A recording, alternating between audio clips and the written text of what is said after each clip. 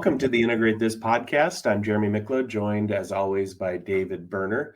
And today we're kicking off a series we're calling Tech in 10, where David and I, one of us will share a topic, a tip, a trick, a tool in 10 minutes that we think could be valuable to you and your practice. So I'm kicking off here with some features in Chrome.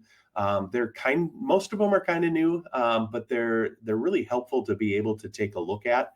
And I think they could be some time savers or some shortcuts for you in however you choose to use them. So I'm going to share my window here for the beginning of oh, hey, look at this, David. It's our Integrate This podcast on the ECMEC website, where if you are interested, you can come and you can click on the different links to be able to subscribe to this podcast and all of the episodes that we create. We would love to have that. Click that like button and subscribe. So one of the things here in this Chrome browser that I want to be able to share with you here, and in order to do that, I'm going to have to take away our little icon at the top. But if I'm in this Chrome browser up here, one of the things that you can do is you can customize the tools that you find available here next to the different extensions you have up there by the URL bar. And so I'm going to click on these three dots right there. And when I do, you're not seeing it, but there's a menu that pops up on the side. And I'm going to go and scroll down to where it says More Tools. And under More Tools, I'm going to choose Customize Chrome. So once again, it's the three dots, it's More Tools, then it's Customize Chrome. And when I do that, I open up a side panel here. One of the things that you can do is you can change your light and dark layout here, right?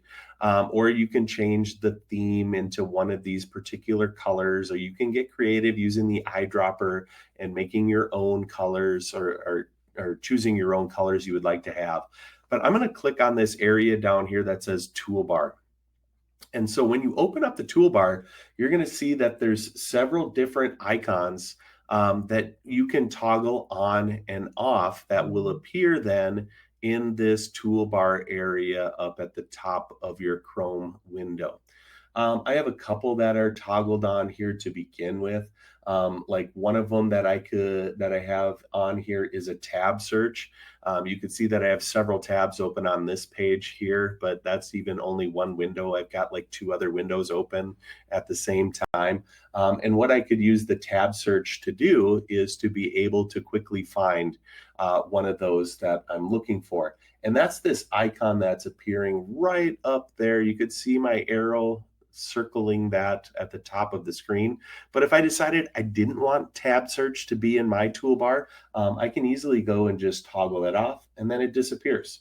Other ones that I have on there, I have like Google Lens to be able to take a little image of part of your screen, and you can use that to then do a search. I can quickly show that here.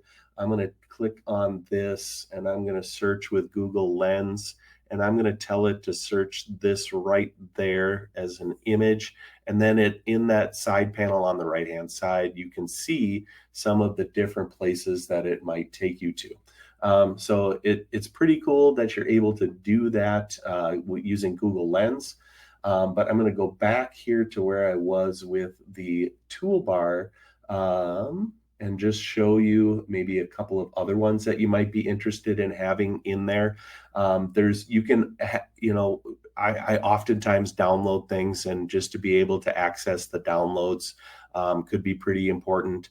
In addition to this, I really like using reading mode with students. I've talked about that in other things before. I'm not going to elaborate that on here, but it's worth taking some time and checking out.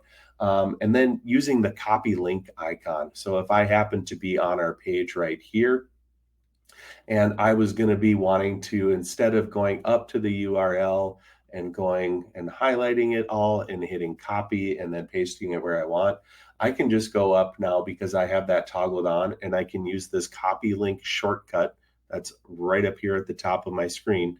And now it says that it copied that link to my clipboard. I can go to wherever I want, and I can now paste that URL wherever I happen to be working. So those are some really nice features that you're able to have in there as well. Uh, Another handy thing that you can use here is that URL bar to quickly search for things that you would like to be able to use. If I wanted to quickly get Gemini to help me answer a question or to give a quick prompt to, I can type the @ symbol up in the URL and then start typing Gemini. And you're not seeing the drop down that appears from within there, but it says Ask Gemini, and I can click on that. And then in that toolbar, now you can see where it says Ask Gemini. I can ask Gemini a question or give it a prompt. Tell me about the integrate this podcast. Right. And so it opens up here a Gemini prompt and a Gemini response based upon exactly what I put in there. And hey, this looks great. Some people should check out this one right here with some really cool hosts. So that is a cool little feature, but it doesn't just open up a Gemini window with the @ symbol if you wanted to. I can go @ and I can type in history, and I can quick get a searchable thing for something from the history of my Chrome interactions. So let's just say I was interested in what did I look up about fantasy football? And sure enough, look at that. It shows up in here. I didn't have to go through my menus and my history to find all of that. It was a quick, easy search that I was able to do right from there. Other things you can use the @ symbol for to quickly search for are your bookmarks and also your tabs. So a couple of quick, I think, strategies, a couple of quick techniques that I think teachers could use that would really make using Chrome, I think, much more efficient, and I think, and maybe even time saving. All right. Hey, thanks for checking out those Chrome tips. We'd love to hear about any other sort of Chrome use ideas that you have. And we can maybe even highlight in another future episode of the Tech in 10. Until next time, thanks for joining us.